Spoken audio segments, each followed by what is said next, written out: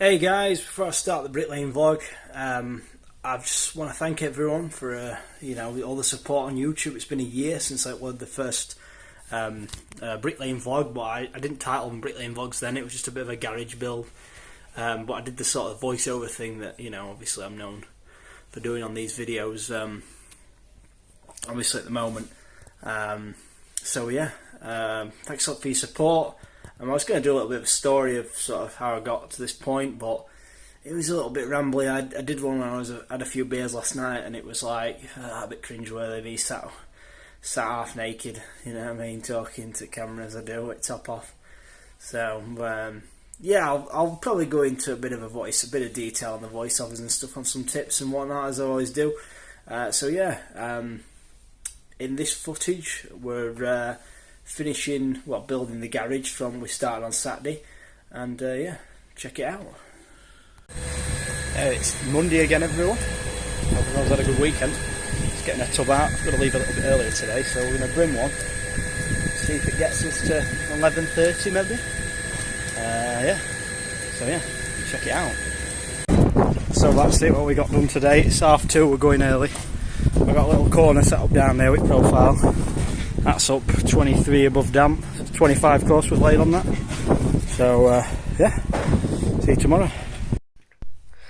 Hey guys, Harry here, back with another Bricklaying vlog. It's Tuesday in this footage, so this is the next day now.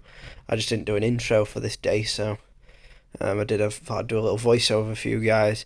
So yeah, just a little reiteration of the message at the first video. Thanks so much everyone, for the support and on the videos. It's it's made me improve a lot in the last year. I was going to do a bit of a backstory, on the face vlog, but I'll go into it a little bit in the voiceover. Just before I talk about that, I'll just talk about this garage. So we laid about 800 brick on this day. Obviously, there's Dean putting in his about 100 he does a day. On a good day, when we've got plenty to go at, like today, we had all the profiles set up from the day before, as you saw in the last clip, and we had a little corner set up. The only reason I was building corners on this garage is because the profiles I've got don't reach 25 course. They reach 22 at a max, I think, and that's when they're stabilised. And obviously, I was putting the aluminiums on for about 3 course. I had about 3 course of them attached to the bricks below. So that takes away. They can go about 20 high max. So then I have to build.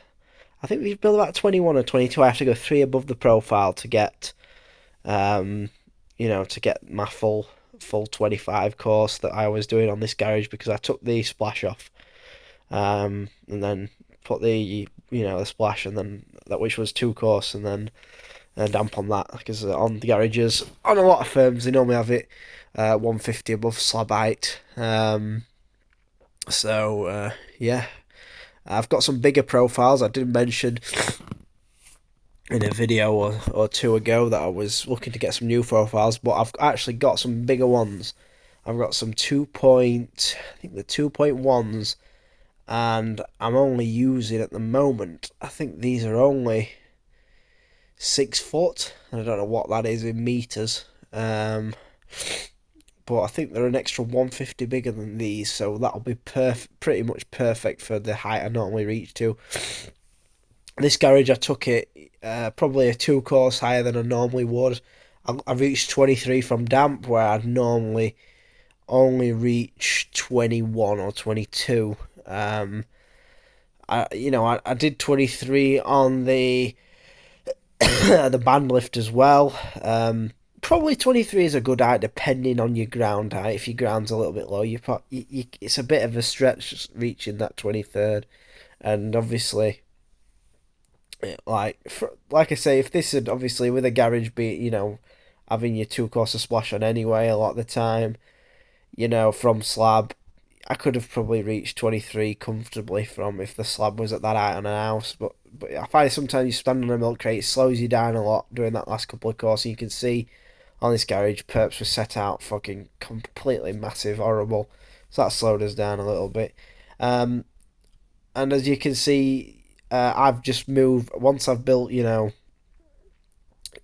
six, seven course. I just keep putting my profile spacer as a stabilizer. When I don't have a stabilizer, I just put like a bit of brick pack band, a bit of the plastic bands from the bricks. I just cut a little, brick length of that and fold it in two if I need it to, put it at double the thickness of a band, of a plastic band, or I'll do it, say, one if it only needs pulling out a bit.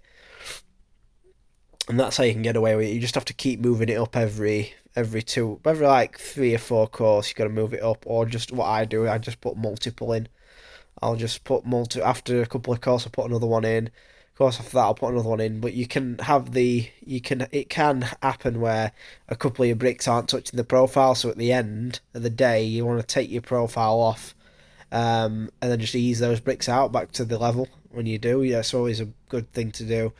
And when I've got Dean running in, I build the pillars all the way up, semi freehand. I'll I did that front more or less freehand. I had the door frame in for the other side, which you saw me use, which I've used before in a lot of walls and stuff. Door frames are like a really underutilized bit of kit. They're great for taking away some plumb points. But I just hopped under that scaffold, built the pillar all the way up, and obviously I left 2 bricks out where the scaffold pole was and just built over it. I chucked a couple of quarterbacks in to stabilise me corner there, and then I'd knocked them out at the end, and there's just 2 bricks worth out on that garage just to patch in when they take the scaffold down, which will be a nice easy job. And so yeah, building your front garage pillars up freehand is always good. I sort of use the profiles. Obviously, I just build wheel level from the profile, and Dean can be running in, a few bricks while I'm doing that, and then that it stops you every time having to go around all the way around the pillar, and it makes the garage a little bit easier to build. And also when you're building, your first, 15 course or so, you can basically go build around your garage pillar one course and then rack it back and then fill it in afterwards. If your labourer's reloading the boards, you can load your corner board out first where the pillar is, and then you can build that back freehand while he's loading the rest or topping the stacks up. Another little strategy there. Works really well, getting that pillar out of the way on the garage just makes the rest of it fly up. A lot of it is to do with your brick as well. Like, these bricks weren't amazing for pointing on the back. They were pretty crap. They don't have a good face on the back of these yellows. Whereas the red variant of these or the concretes wouldn't have been too bad. And I'm going to be hopefully doing a concrete garage in due course with the concrete bricks. I've never done one, but I want to show you guys how I'm going to do it. And basically it'll include 4 profiles. So I'd have to set 4 up, and we'd do garage course by course. We'd probably rack us pillars back, 5, probably 5 or 10 course, and then we'd run it all the way around in like a 50 brick run. This garage was a 65 brick course garage, so probably it'd be like a 60 brick run when you've racked back your pillars 10 course or so, and then we'd build as pillars in a oneer. So we'd like build his pillars up, like build some corners on his pillars, both sides probably, with having profiles on still, and then drop back and run the garage back round in one. It'd take about 10 or 11 spot boards a gobbo, but it's probably the only way you can do it with concrete. You can't build sort of one side at once. It's not stable enough, and you can't really lay enough bricks in a day doing it that way. That's why I'm laying every day more or less on like a, when we haven't flat started or if we're not loading up or moving drops. I'm doing at least 600 bricks minimum. Normally, in the 7s on a good day, and like today we did over 800 bricks because we were all set up. We didn't need to do any profile setting up or anything like that, and we worked an extra hour longer than we normally do anyway. So we did a little bit of overtime. Didn't finish till 4:30 now because since Dean started, we try to finish no later than 4, and if we go over that, basically we're working a bit longer. It's a bit overtime for everyone, so it's I try. It's just to manage as well because the drive's about an hour, give or take 10 minutes. Well, about an hour max, but it's just to manage us fatigue. You can't be doing big hours all the time. Even in summer, we'll probably do a max of an hour more than normal, maybe an hour and a half. But if you do a long day one day, you need to cut back and do a short day on the next, because you don't want to over burn yourself out. This is one thing a lot of people do. I've done it in years gone by before YouTube. I've burnt myself out where I'm sick of working. So you've got to sort of, just take it steady. A lot of time we have a couple hours in the van. Dean drives, but we have a couple hours in the van if it's raining and stuff. Just not stressing about it, just chilling out, and then get back out when it eases off and stuff. So we lose a little bit of time there. It's nice recovery time for everyone, and it enables us to work through a week without feeling knackered, rushing about. Because Dean don't want to lose days. I don't want to lose any days, and I try to guarantee him his money every day, no matter, even if we work half a day. But it's just it's something that I'd take a bit more relaxed approach now. I used to rush a little bit on site. If it were raining, I wouldn't want to hang about. I felt like I was losing money all the time, whereas now I sort of take a bit more of a measured approach, and it's working. It's paying off a lot more. I've said in the last few videos that I've had in 2022 has been my best year for working so far. I know it's not a financial year, but compared to 2021 was a bit of an experiment, bit of like finding me style, and I've sort of got into a rhythm now. Arrive at 8:30, leave at 4, roughly. Take my time, get plenty done still. You don't have to rush, you don't have to be the first here, you don't have to be the last to leave. It's there's an in between, and you can really strike a good balance there. But yeah, apart from that, that's the garage this week. That was the garage. We got it done in about 2.5 days. At a really high height. Normally I only take garage at like 21 course, max 20 course. So probably, it's a 2-day garage officially. I'd say a 2-day garage by all accounts, but I took this one extra high. I had to go and nip and do the block pillars for an hour afterwards, so you could count that in. I did that on the next day, but you'll see that footage in the next video. You'll see that and find out what I did in the next video. But that was the garage, and yeah, very easy, a very nice build, a garage. You can, if you're not making money on garages, you need to reevaluate the way you work or the way you lay in, because garages are probably one of the easiest things to make money on.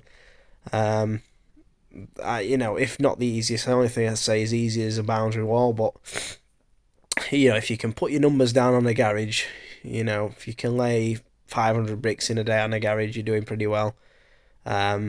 Because of all the pointing and stuff. But it's definitely a good way to hone your basics. Great way to teach. Obviously I'm teaching Dean on every day. He's on the trowel every day now, more or less. We tend to team the loading up for sometimes just half an hour of teaming the loading up. Helps speed everything up in a day. So the more he gets on the trowel, when it comes to maybe this time next year, we might have an apprentice or another labourer, help speeding us up. But I'm reluctant to make the gang any bigger, because it just works very well at the moment. With 2 of us at this speed, it just works very well. And, it's good. It's good. So, anyway, guys, that's the video. Hope you enjoyed the voiceover. Appreciate everything. I'll do another video, sort of like a recap where I've come from to this point, but I'm not gonna do it today. I can't be bothered. I can't be bothered talking about myself. It does me head in. I try to keep it about the job. So yeah. Anyway, thanks so much for watching. Hope you enjoyed the video. If you enjoyed it, please like, subscribe, and now I've got a good 15-20 minutes of footage for you with some music. Hope you enjoy. Check it out. Analyze the techniques. That's probably the best way to learn. That's how I found out how to crack this pick and dip malarkey. Just watching a lot of people do it, and it takes some getting used to, but it's fast. Alright guys, see you in the next video.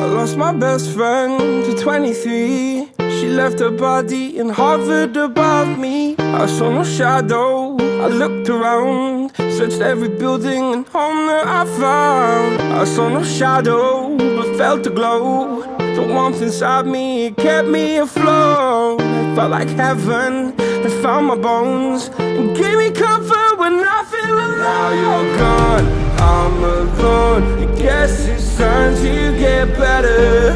Through the pain, I will go alone. If I fall, break my bones, I will scream even louder. 'Cause I'm not dying alone. I lost my best friend to 23. She left her body and hovered above me.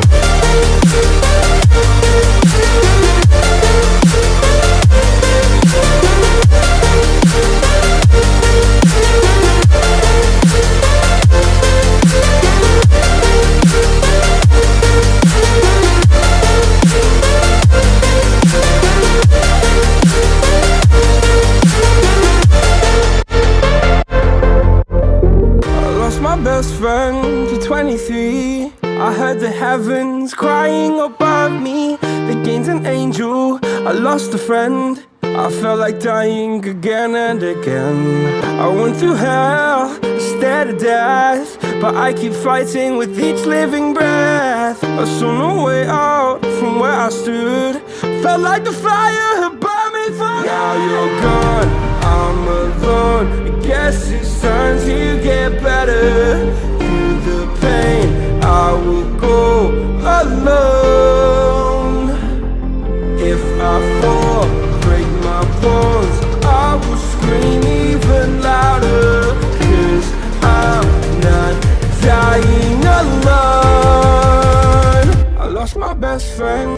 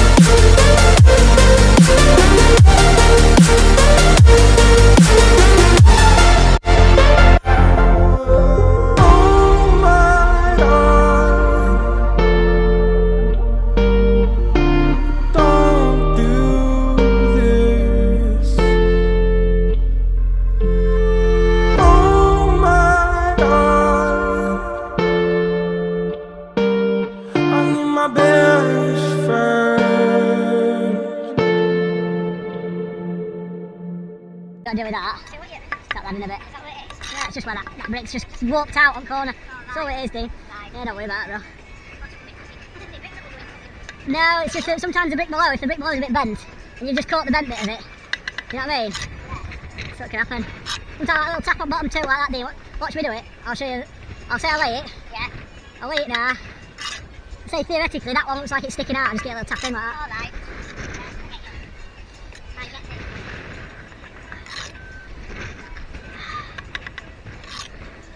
So tap it on the, well that one, look, that one's sticking out a bit, just take that little tap. Yeah, fucking start at back. Yeah, sorry, start pointing up at back. Yeah. Hairy, mate. Plus, to be honest, I need milk right now. Yeah. It's a bit. It's even a bit fiddly for me, eh?